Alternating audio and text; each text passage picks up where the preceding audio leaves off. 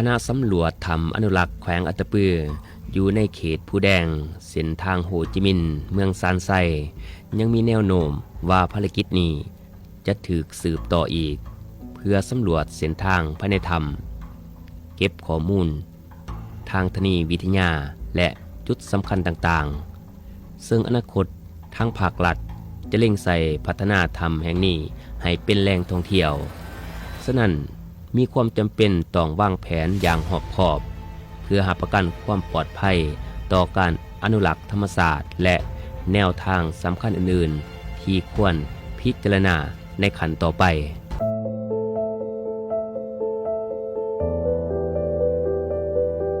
ต่อกับการสืบต่อสำรวจถ้ำในเขตป่าอนุรักษ์ผู้แดงเมืองซานไซครั้งที่2นั้น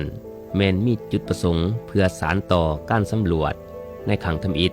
เพื่อเก็บกำข้อมูลเพิ่มเติมเกี่ยวกับลักษณะทางธรรมศาสตร์และระบบบริเวณของถ้ำที่มีความสำคัญต่อการอนุรักษ์และการพัฒนาด้านการท่องเที่ยวอย่างยืนยง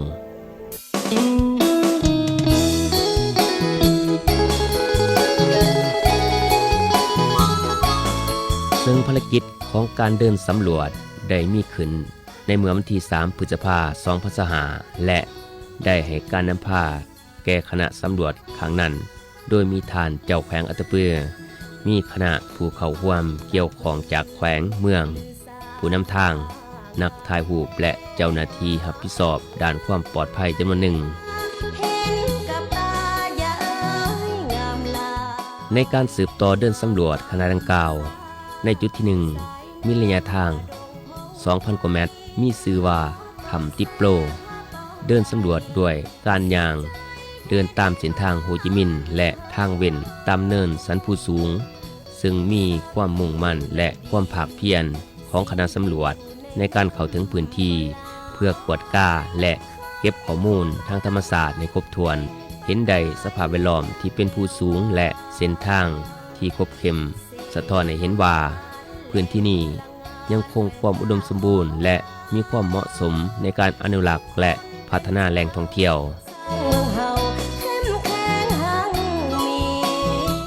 ภารกิจที่ท้าทายในขั้นตอนพื้นฐานตลอดในการเดินทางท่านเจ้าแขวงได้ให้สีนำหลายอย่างเช่นการสังเกตลักษณะทางภูมิสันฐานเก็บข้อมูลหรือรูปภาพเพื่อการศึกษาแหล่งท่องเที่ยวและเพื่อจะพัฒนาในอนาคตบรรดาแขนงการที่มีส่วนร่วมก็จะได้เก็บข้อมูลในการวางแผนพัฒนาบันทึกจุดสำคัญและมีส่วนร่วมนำกันในการสร้างแหล่งท่องเที่ยวให้ประสบผลสำเร็จและยืนยงนั้นมันมีความจำเป็นอย่างหลายต้องมีการร่วมมือระหว่างภาครัฐและผู้ลงทุนในภาคเอกชนเพื่อส่งเสริมการพัฒนาแหล่งท่องเที่ยวให้มีมาตรฐานที่สูงและสภาพแวดล้อมในเขตป่าอนุรักษ์ผู้แดงจะเป็นขั้นตอนที่จำเป็นเพื่อเก็บกำข้อมูลอันเป็นประโยชน์ต่อการวางแผนพัฒนาอย่างยืนยงในลักษณะที่บ่ทำลายธรรมศาสตร์และวัฒนธรรมท้องถิ่นสิ่งนี้จะช่วยให้การท่องเที่ยวมีทิศทางที่ปลอดภัยเป็นระบบและส่งเสริมเศรษฐกิจท้องถิ่นโดยบ่สูญเสียคุณค่าของสิ่งแวดล้อมธรรมศาสตร์ในอนาคตการสำรวจถ้ำในจุดนี้แม้นได้พบกลิ่นของถาดวัตถุซึ่งตามการสันนิษฐานที่บ่น่าเชื่อว่ามีแร่ธาตุในพื้นที่นี้จากนี้คณะสำรวจยังได้พบหินแตะไข่จำนวนหลายซึ่งเป็นลักษณะพิเศษและยืนยันถึงความเก่าแก่ของถ้ำในเขตป่าอนุรักษ์ผู้แดงหินแตะไข่เหล่านี้เกิดจากกระบวนการทางธรรมศาสตร์ที่ใช้เวลาหลายปีในการก่อตัวซึ่งแม้นหลักฐานสำคัญที่ชี้ให้เห็นว่าถ้ำแห่งนี้มีมูลค่าทั้งด้านธรรมศาสตร์และวิทยาศาสตร์อย่างหลวงหลายในถ้ำแห่งนี้แม้นว่ามีขนาดบ่ใหญ่หลายปานใดและบ่มีความยาวที่โดดเด่นก็ตามแต่สิ่งที่เฮ็ดให้ถ้ำแห่งนี้มีความน่าสนใจคือความงามตามธรรมศาสตร์ที่ถูกสร้างขึ้นอย่างประเสริฐด้วยหินย่อยหินแตะไข่พร้อมกับลักษณะพิเศษทางธรรมศาสตร์ที่หาได้ยากเฮ็ดให้ถ้ำนี้มีคุณค่าต่อการอนุรักษ์และพัฒนาไป เป็นแหล่งเรียนรู้และการท่องเที่ยวด้านธรรมศาสตร์ได้ในอนาคต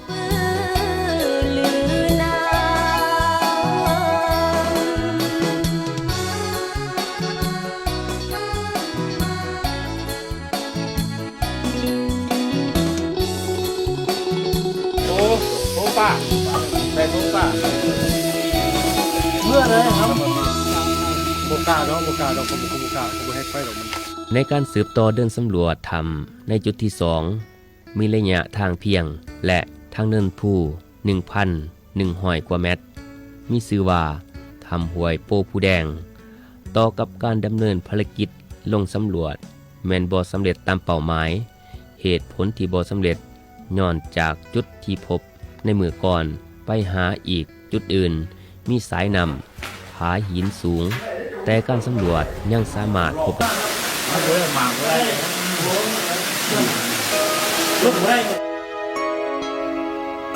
ถ้ำแห่งนี้จะมีความยาวหลายแต่ความงามของมันแม้นได้ทิ่มความประทับใจไว้ในสายตาจิตใจและดวงวิญญาณของทีมงานคณะพวกเฮาอย่างลึกซึ้งแนวใดก็ดีถ้ำแห่งนี้คาดว่าทีมงานจะดำเนินการสืบต่อการสำรวจในระยะต่อไปเพื่อเข้าใจรายละเอียดให้ชัดเจนยิ่งขึ้นเส้นขนาดและความลึกของถ้ำจุดสิ้นสุดตลอดจนถึงลักษณะทางธรรมศาสตร์ที่สำคัญอื่นๆ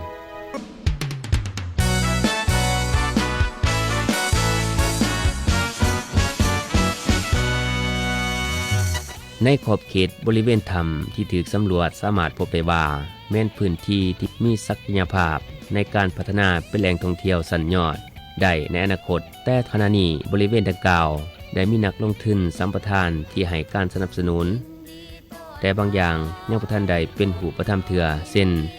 การพัฒนาสิ่งอำนวยความสะดวกและความปลอดภัยในการเข้าถึงถ้ำแม้นมีความจำเป็นต้องใช้งบประมาณจำนวนหลายและการลงทุนอย่างต่อเนื่องจากทั้งภาครัฐภาคเอกชนจึงจะให้การพัฒนาเกิดขึ้นได้อย่างเป็นหูประธรรมและยืนยันความยืนยงในระยะ